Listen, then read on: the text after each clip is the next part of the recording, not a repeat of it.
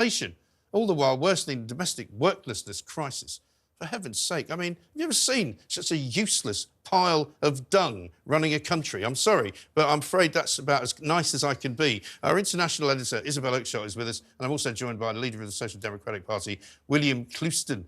Isabel, I don't know where to start, really. I tell you where we need to start. Yeah, we just need to take a very large swig. Is basically how the entire nation feels at this point. We man. all need that.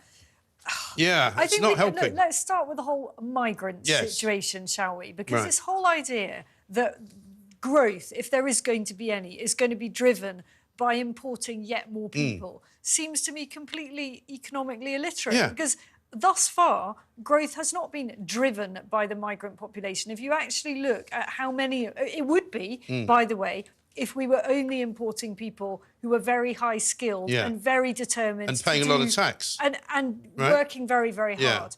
But actually, when you look at the proportion of migrants that come in who are, when you take away the dependents, you take away all the, strip away all of that, it's only about a third. So we're importing a huge number of extra people in order to get some small amount of economic productivity from the minority of the overall figure. But that's it. So it just doesn't stack up. And equally, if you were going to do this, and this is your model for a great boom in productivity, at the very least, you've got to actually build all the infrastructure to go with it. And I didn't hear anything about that yesterday. Well, we don't have any public money to spend, except, William, he tells us that he's going to spend more on public sector businesses. He's going to expand the government. We're going to get bigger government, not smaller government. We're going to be talking later on about defence. We've given £12 billion to Ukraine, but we haven't got enough money to give our own soldiers new boots.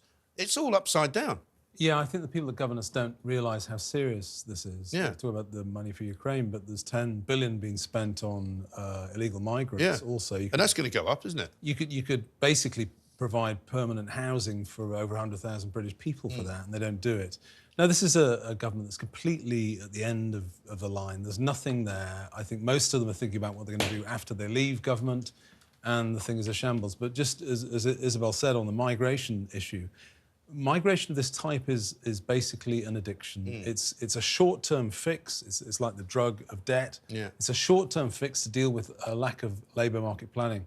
I've said many times on this show before, Mike, that if the health service, for instance, wanted to have a labour plan, wanted to have a skills training plan, it has the resources to train every single clinician, nurse, doctor that it needs, and it chooses not to do it.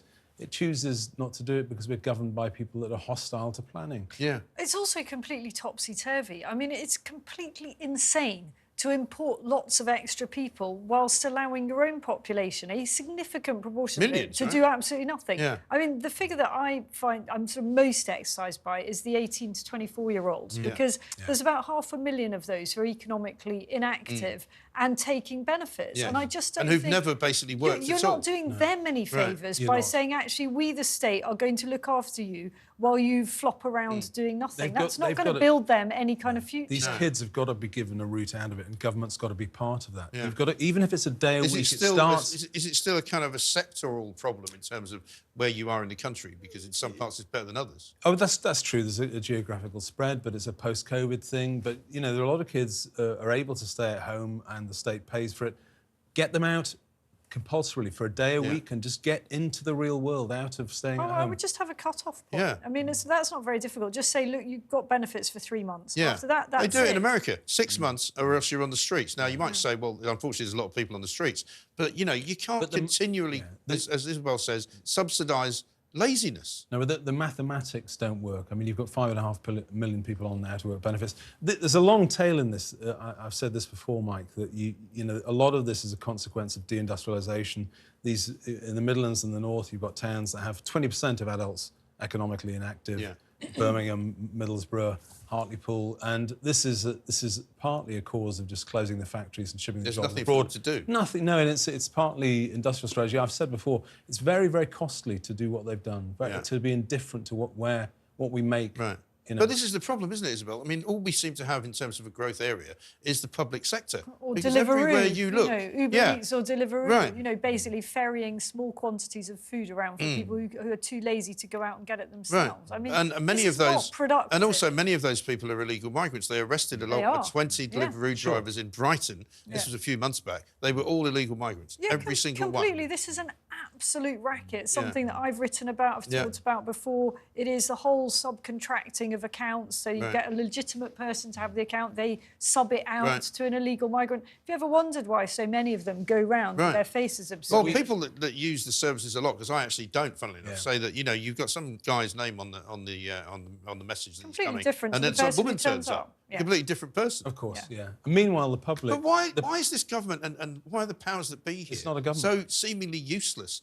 at actually policing anything? They can't police our streets. They can't police marches. Borders. They can't police the borders. Yeah. They can't police the airports. They literally can't do anything. And I also just think the state of our streets. I mean, a lot of people, when you ask them the number one thing that they're most annoyed about, particularly in the countryside, is actually potholes. Yeah. But here in the city, we're right in the heart of London here. I mean, just walking to work this evening, it was disgusting. I just about stood in a pile of sick. There's litter everywhere, chewing gum all over the streets. I mean, it's basically third world. And here we've got a council. I had the misfortune of having to ring my local council last week to sort a very stupid thing out. They wouldn't. I couldn't write to them. They kept sending me emails saying you have to fill out this form. I couldn't fill the form out because it didn't give me the choice that I wanted to explain. Right. And the first time I rang, I was on hold for 20 minutes.